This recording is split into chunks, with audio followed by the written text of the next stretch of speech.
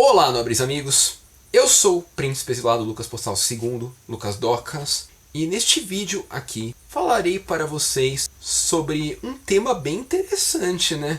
Porque esse é o tipo de tema que a gente não costuma ver muito por aí. Pouca gente fala, muita gente acredita até que não acontecia, mas sim, acontecia sim durante a Idade Média, principalmente mais pro final dela, que é sobre a ideia de negociações, vendas de propriedades feudais. Sim, propriedades feudais, feudos, sim, eram vendidos durante a Idade Média. Ao contrário do que muita gente acredita, sim, propriedades feudais podiam ser sim vendidas e comercializadas ao longo da Idade Média. E sim, não tinha nada de errado com isso, ou nada de tão incomum assim, ou tão improvável que acontecesse, especialmente na parte final da Idade Média, tipo ano 1000 pra frente.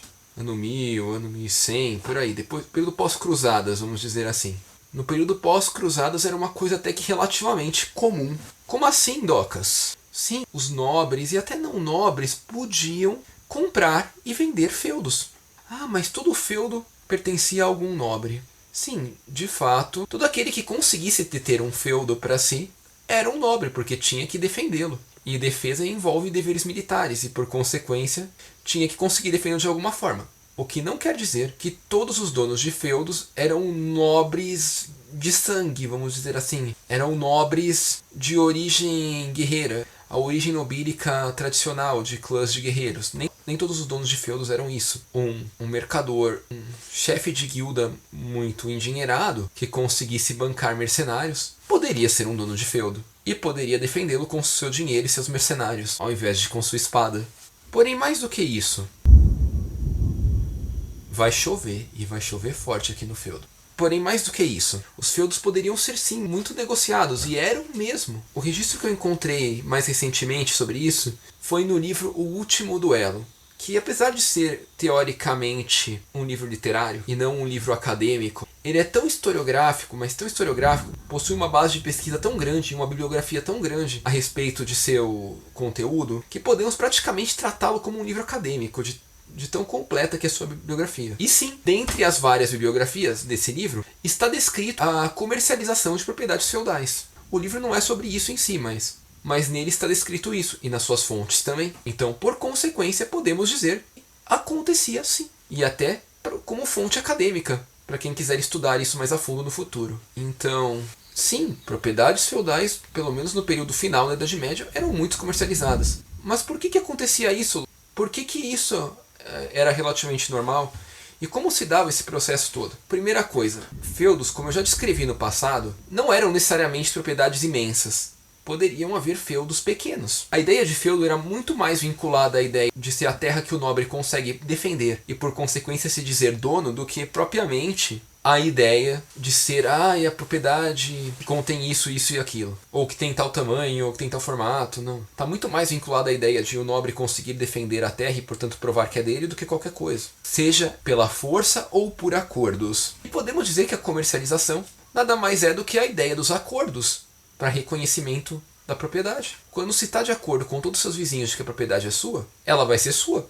Porque provavelmente, a menos que haja um caminho para se chegar a ela sem passar por seus vizinhos, ninguém vai conseguir invadi-la sem passar por eles. E daí que surge essa ideia de acordo. Pois lógico, o reconhecimento dos vizinhos de certa forma preserva a sua propriedade também. Não é meramente a força que precisa para se preservar uma propriedade. Acordos e reconhecimentos também podem ser úteis para isso. Então basicamente é isso. A ideia de feudo significa a propriedade que pode ser defendida pelo nobre e provada que é dele. O que significa que pode ser qualquer coisa, pode ser desde uma propriedade minúscula até uma propriedade imensa. Pode ser de repente um pomar, ser um feudo de um nobre. Ou um conjunto de pomares que ele aluga para alguém. Por sinal, o próprio artigo medievalista que eu falei há muito tempo atrás, aqui vou tentar colocá-lo na descrição também, deixa claro, feudo na Idade Média significava apenas propriedade.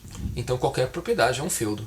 Portanto, se houvesse propriedades negociáveis, elas seriam feudos negociáveis, com base naquele artigo. Então o que eu posso dizer para vocês é basicamente que, sim, e o que acontecia é que mais pro final da Idade Média, houveram muitas guerras. Ao longo da Idade Média houve muitas guerras mesmo, mas mais pro final, em especial na França, houve a Guerra dos 100 Anos. Sim, a Guerra dos 100 Anos foi na França. Apesar de ser França contra a Inglaterra, a guerra ocorreu toda em território francês hoje. E os territórios que se juntaram à Inglaterra e foram tomados pelos franceses, automaticamente passaram a ser propriedades dos tomadores franceses. Então muitos nobres nessa época passaram a ter mais de uma propriedade, já que muitos nobres foram despojados de suas propriedades, em função de estarem do lado perdedor da guerra. E assim, se você é um nobre, você provavelmente só precisa de um feudo para você. Você pode ter o segundo por algum outro motivo, mas necessitar, você só vai necessitar de um. E o que acontecia? A gente acha que todos os nobres no passado eram ricos, eram muito endinheirados. Porém, isso não poderia estar mais errado. Muitos nobres eram miseráveis de recursos, apesar de terem seus feudos e por isso serem nobres. Mas haviam muitos nobres quebrados, haviam muitos nobres que não tinham tantos recursos. E mesmo os que tinham, haviam muitos nobres que não se interessavam por manter mais de uma propriedade. Porque afinal tem seus custos, né? Porque imagina, você vai ter que defendê-la. Não basta você... Tudo bem, algumas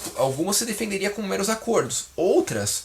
você teria que estar lá fisicamente para defender, e aí você não consegue estar em dois lugares ao mesmo tempo e defender duas propriedades. Então, para muitos desses nobres, não importando o motivo, seja ele o motivo de estar quebrado, de estar fazendo uma grana, seja ele o motivo de não ver utilidade no segundo feudo, ou de ver isso muito mais como um custo, passou a ser interessante vender. E para muitos nobres sem terra, passou a ser interessante comprar. Porque sim, lembre-se, existiam os nobres que não possuíam terra na Idade Média, principalmente ligados aos títulos de cavalaria, os títulos em vida. Passaria a ser interessante comprar para eles, ou até para as guildas e mercadores muito endinheirados. Então, muitos desses aproveitavam essa oportunidade para poder comprar e passar a ter terras. E eu falo desse exemplo na França, porque é o que é citado no livro. Mas provavelmente aconteceu isso em outros lugares da Europa também. Porque afinal houveram muitas guerras durante o período medieval. Embora talvez no mundo de hoje hajam mais guerras do que na época. Mas a guerra no mundo de hoje não tem o mesmo significado da guerra na época. Uma vez que a guerra na época poderia afetar muito mais o indivíduo do que hoje. Embora que hoje